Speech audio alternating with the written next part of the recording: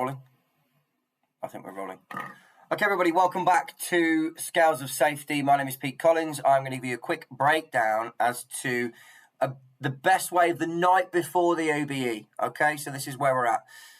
You should at this point have done a lot of studying, prerequisite, and have even taken a mock exam as well with your learning provider. We've had some excellent mocks done recently with learners, and I'm just here to just give you a quick insight to some of the things that I feel will be helping you on the OBE the day, refresh you with the tackling of questions. But the night before the exam, get plenty of rest. Make sure again that you've got all your DSE set up for the night before, that you have got a strong internet connection, and that you're really psyched for it. Turn that nervousness into excitement. So by this point now, we're going to throw you straight into exactly how to tackle questions. And I have a bit of a motto, really. Plan your work, work your plan. This year, I've just sat the construction and passed myself by using this technique. And I've got a lot of delegates that are getting scores of 70 and above. Recently, an Urban Oak 77 came through, and another 75 distinction for the feather and wing scenario that we just saw as well. So let me give an insight into how the best way to tackle questions. So step one, get your open book exam and the paper and start to dissect the questions. So what do we mean by this? By taking that question and breaking it down. So we've got the MD demonstrating poor commitment, so management commitment. So when we look at management commitment in the world, we're talking about leadership, presence, approachability, the idea to think quick on their feet in order to create resource, work patterns, carve that culture for your business, and that's what we're looking at. Now, this is the feather and wing scenario that we're dealing with, and the question, task one, is around management commitment.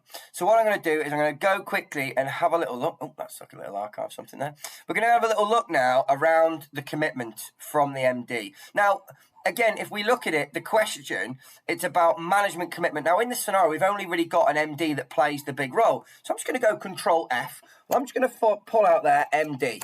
And I'm just going to have a little look at what I can find in the scenario. The idea, however, the MD spends most of the time in their office and on the telephone. So I'm going to take that, I'm going to put it into what we call our rough cut system. This is basically a very easy, simple way to break down so you're keeping on track with the principles of questions and answers. Point in bold. Evidence in a different colour. I've started to get delegates to put in a different colour. It does seem to work. Explanation around the evidence. And then also from this explanation, bring in a why. What's the benefit, or what's the, how can it be resolved to demonstrate your understanding? So in the rough cut system, you'll see here that the learner has taken, and this is a demonstration I'm doing for you, but how, as the MD, demonstrated poor management commitment. So that's what we're looking at, specifically the MD, and it's 16 marks. So we need to go and pull out 16 different things from the scenario. Workers' aid attitude, but whenever they do so, the MD always tells them to come back to them. There's another one.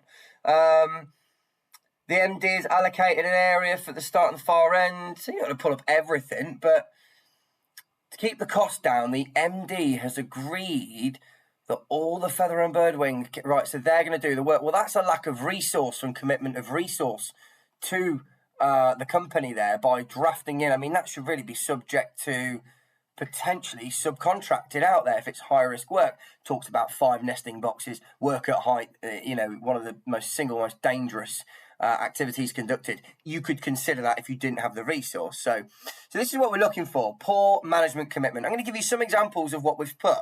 So the MD spends most of the time in their office, okay, and on the telephone. So the point I'm trying to make to the examiner is that they spend most of the time in their office. My evidence is black and white here. Well, it's in blue, for example. So they spend most of the time in their office on the telephone. Now, buzzwords are going to help you carve the answer better for them. So the leadership is not visible.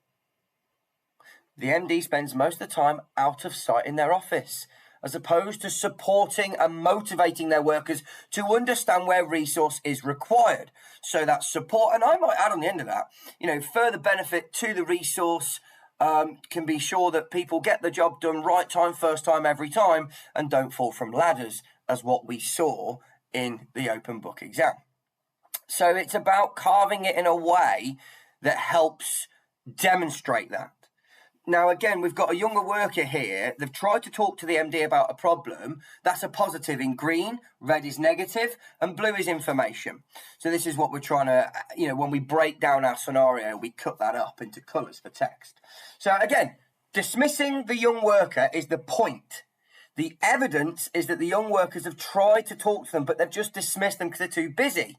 Right. My explanation is that the MD is demonstrating poor management commitment to the concerns of the well-being of their workers by ignoring this,